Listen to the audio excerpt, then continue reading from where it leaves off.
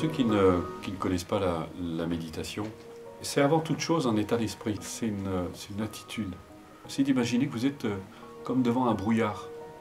Et vous êtes juste, vous attendez, et le brouillard va finir par se dissiper au bout d'un moment.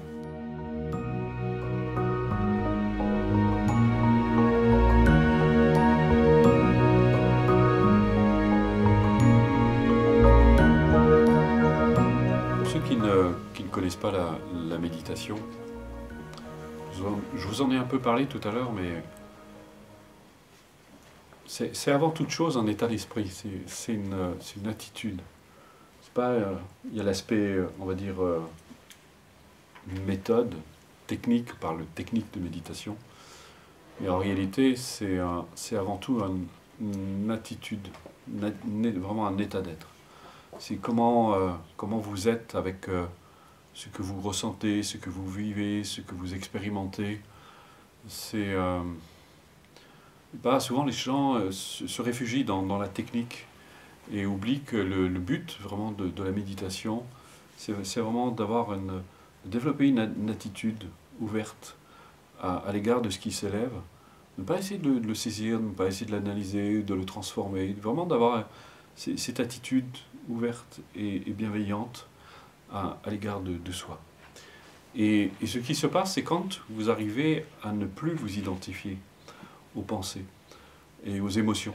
Eh bien, elles apparaissent et c'est un peu, c'est d'imaginer que vous êtes comme devant un brouillard. Et vous êtes juste, vous attendez, et le brouillard va finir par se dissiper au bout d'un moment.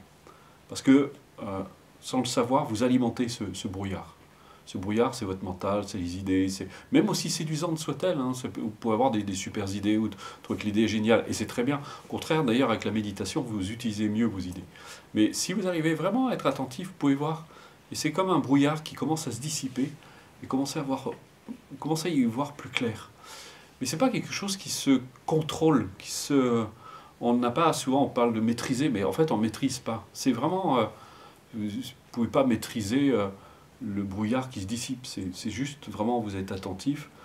Par contre, là où vous avez un pouvoir important, c'est justement de ne pas l'alimenter, de ne pas justement le remuer, le faire exister plus que nécessaire, et il finit par vraiment se dissoudre.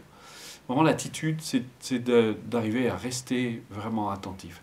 Et c'est ce qu'on va faire vraiment pratiquement. Alors, il y aura des pratiques de toutes sortes, mais fondamentalement, c'est ce que vous allez faire pendant toute la retraite pour arriver justement à dissoudre en quelque sorte ce mental agité, qui va dans tous les sens, qui est plein de concepts, plein d'idées. D'ailleurs, c'était un sage qui disait, ses disciples, si vous n'êtes pas prêts à voir vos concepts voler en éclats, si vous n'êtes pas prêt d'atteindre la connaissance.